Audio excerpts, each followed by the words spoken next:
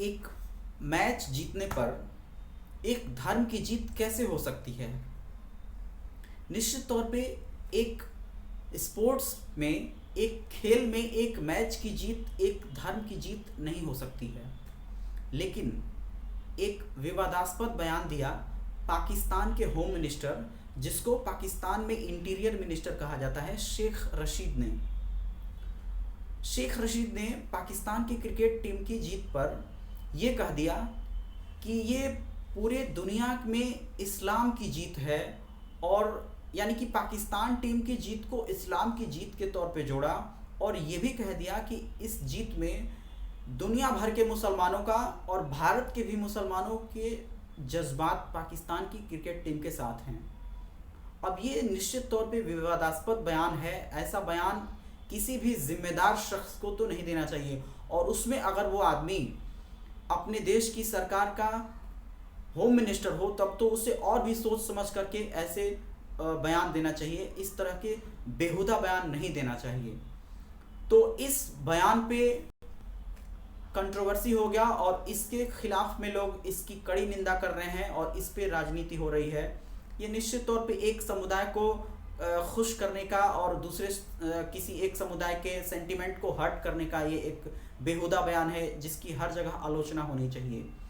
इसी क्रम में भारत में एक नेता है जो मेंबर ऑफ पार्लियामेंट भी हैं, लोकसभा के सदस्य वो हैदराबाद से सांसद हैं, और ऑल इंडिया मजलिस इत्तेहाद उल मुसलमीन के चीफ हैं असदुद्दीन ओवैसी ने इस बयान की कड़ी आलोचना करते हुए पाकिस्तान के इंटीरियर मिनिस्टर शेख रशीद को पागल मंत्री करार दिया है। ओवैसी ने यह भी कहा है कि तुम्हारी क्या औकात है, उनके बयान का मतलब हम आपको बता रहे हैं कि तुम्हारी क्या औकात है, तुम्हारे यहाँ तो एक मोटरसाइकिल की टायर भी नहीं बन पाती है, एक मलेरिया की दवा नहीं बना पाते हो, पूरे पाकिस्तान को चीन के सामने गिरवी रखा है, और भारत की बात करता है, भारत से पंगा मत लेना, भारत तुमसे बहुत आगे है। ओवैसी ने यह भी कह दिया कि चीन से मुसलमानों की बात क्यों नहीं करते हो, जो अपने एक प्रोविंस झिंझियांग में 20 लाख से ज्यादा मुसलमानों को कैद करके जबरन रखा है और मुसलमानों को उनके हक और हुकूक नहीं देता है, उनके साथ जबरन दूसरे दर्जे के सेकेंड रेट सिटीजन का व्यवहार करता है। और ओवैसी ने तो कुछ और भी कहा, एक जानवर विशेष का नाम लिया जो हम इस वीडियो में बिल्कुल नहीं लेना चाहते हैं, क्योंकि वो कहे कि इनका एक जानवर विशेष के बारे में वो बयान दिए जो हम यहाँ पे चर्चा नहीं करेंगे।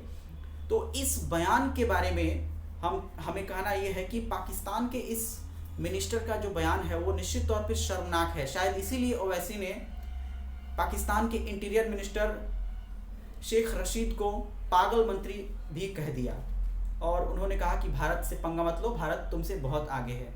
अब हम बात करते हैं कि ऐसे बयान देने का क्या मतलब था। देखिए, मजहब नहीं सिखाता आपस में बैर रखना। सभी मजहब के, सभी धर्मों के जो उद्देश्य हैं, जो शिक्षाएं हैं, वो लगभग एक जैसी हैं। सभी एक दूसरे के साथ प्रेम की बात करता है, सबको एक साथ जियो और जीने दो की बात करता है।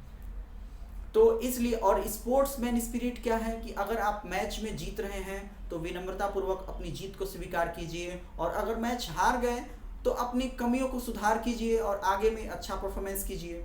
लेकिन एक मैच की जीत एक धर्म की जीत कैसे हो सकती है? निश्चित तौर पे एक मैच की जीत एक धर्म की जीत नहीं हो सकती है। और इस क्रम में जो पाकिस्तान के इंटीरियर मिनिस्टर का जो ये स्टेटमेंट है वो निश्चित तौर पे कंडेम करने वाला है, इसकी कड़ी निंदा होनी चाहिए।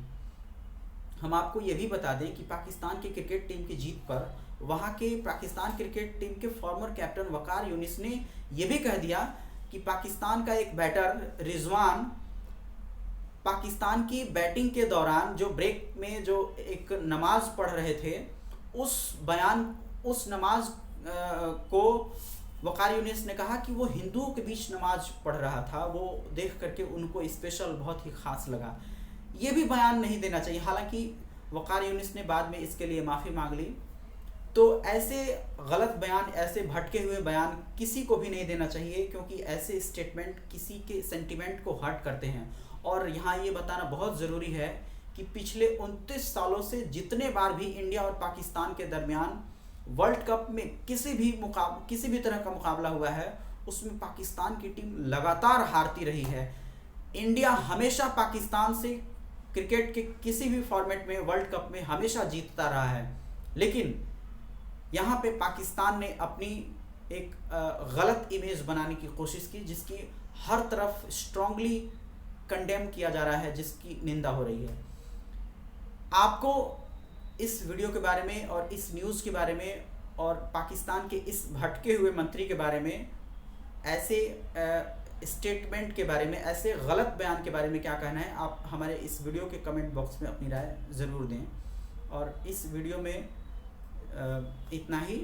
हम मिलते हैं आपसे किसी अगले वीडियो में। तब तक के लिए नमस्कार। मैं हूं Satish Pandey. Thank you so much.